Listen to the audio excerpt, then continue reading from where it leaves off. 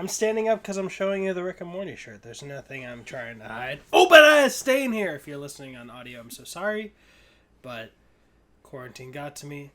Finally shaved off all that shaggy hair. Now I look like Obadiah Stane. If he wasn't successful and super fat. But you're not that fat. Fuck off, you lying son of a bitch. I appreciate the bold-faced lie, but just like fluffy. Gamora and Nebula, Thanos didn't teach you how to lie. I mean, who are those characters? We're here, minute 21 of Iron Man. I'm Brian. I'm Richard. And this is the podcast where we traveled back in time, Endgame style, to rewatch the entire Infinity Saga from Iron Man 1 to Spider-Man Far From Home. We're on minute 21 of this old thing, Iron Man, which I got at a closing down Blockbuster, if you're listening on audio. Who cares? Blockbuster doesn't exist except in Captain Marvel. 10 to 12 years ago. There's still one Blockbuster open, by the way. Yeah, it's in yeah, it is. They're closed down. Persevering through coronavirus.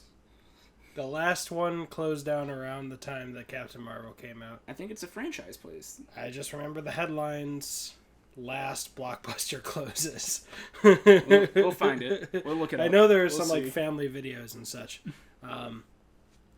Yeah, check out the Instagram to see if we figured out if it opened or not. We're on minute 21, and let's get into it.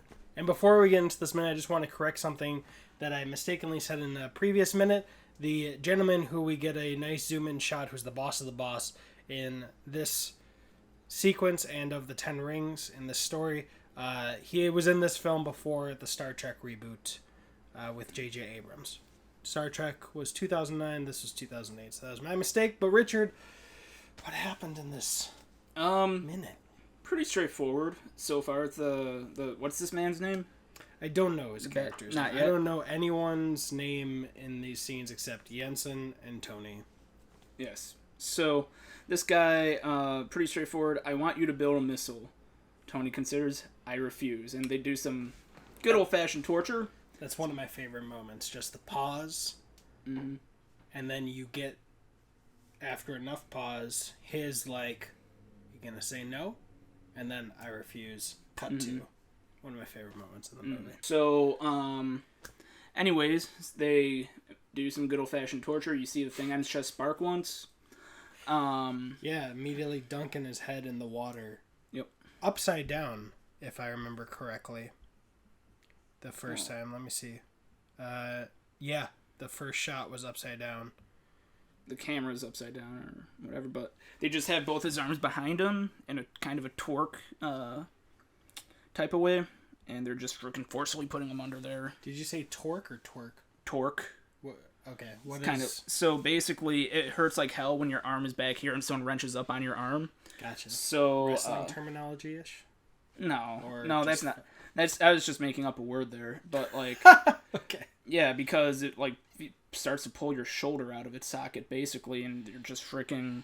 If you resist, you feel an intense sharp pain in your shoulders, and so if you just get forced down. Yeah.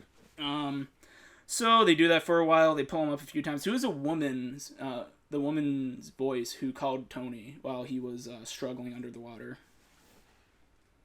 I think it may have been Peppers, but let's rewatch it.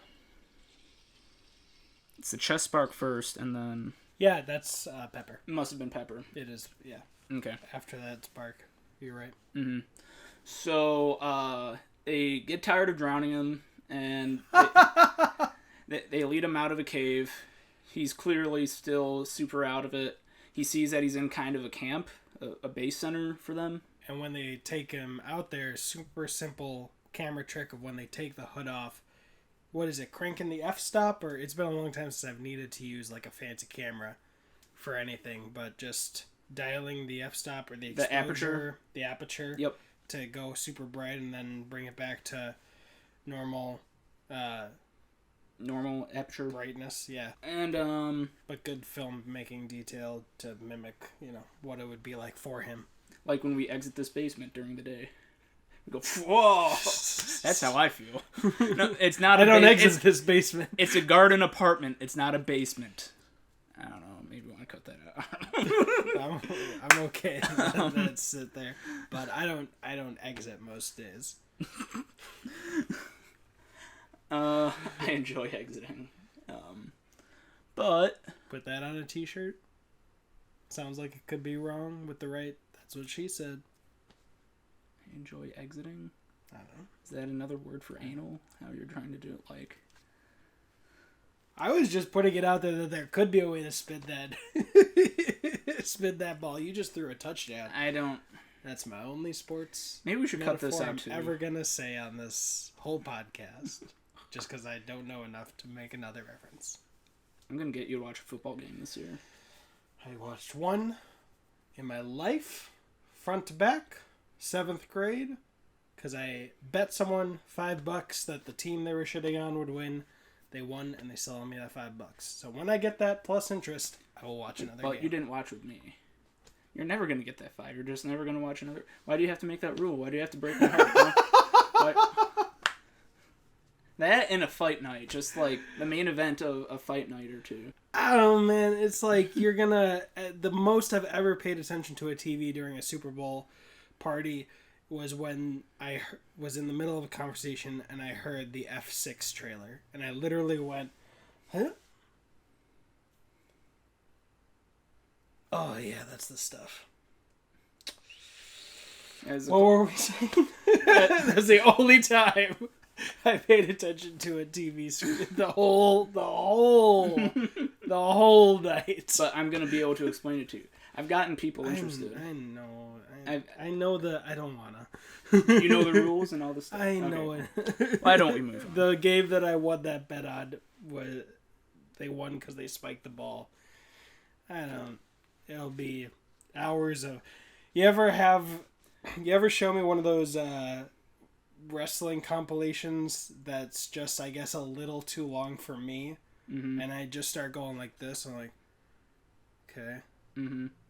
That's going to be me, minute 2 of a 3-hour experience. You're going to be Lars and the Real Girl. You can be that mannequin next to Ryan Gosling, just like... Fine. While you're sitting there, I'm going to be watching the game here, and I'm going to be explaining it to you. Oh, I'll just enjoy your laughter and excitement. Okay. But... Okay, so back to this. We got out. He exits the cave. He sees where he actually is a little bit more. And he's stumbling because there's not carved steps. He's literally the only one kind of walking uncomfortably. Yeah, they've kind of beaten the crap out of him and just tortured him too, so he's pretty out of sorts. He's like... Yeah. He's acting like a pretty good beaten man. I mean, Tony Stark is acting pretty well as a beaten man. That's what I'm saying, Robert Downey Jr. is conveying... What did I say? Stark. You said Tony Stark was acting. Robert Downey Jr. is putting on a convincing performance as a billionaire just tortured for the first time in his whole life. Yes, Robert Stark did a good job of that. I'm just kidding. That was good. So, things I've never heard a woman say. What other details do we want to point out here? Let's see. All right, I got some stuff. So, as you pointed out, he's handed a picture of the Jericho missile, so they had someone spying on the demonstration. Mm-hmm. During the torture, little more details are... Yeah, that first shot of him underwater is turned upside down, showing how disoriented he is. We get the zoom in of that boss of the boss. Then, there's a great little edit in during that first they show his magnetized whatever before the spark, and there's some bad bruising around there. Mm-hmm. Maybe an infection. But when it sparks, it goes from another picture of that metal to him looking at himself in the mirror, the mirror that Jensen was using shaving, and a light just right down the middle, and then what looks like the outline of what will become his arc reactor later. So he's getting tortured. He's like, "Pong! Oh, I got a bright idea. I can make an arc reactor." Literally a bright idea, because the camera's looking straight into a spotlight. As he's getting drowned, the thing sparked, and he's like, "Oh, hey, I got a good idea." Inspiration, just like Obadiah Stane says later, the Golden Goose had one more or the goose had one more golden egg to lay, or whatever. We'll get to it. Mm-hmm.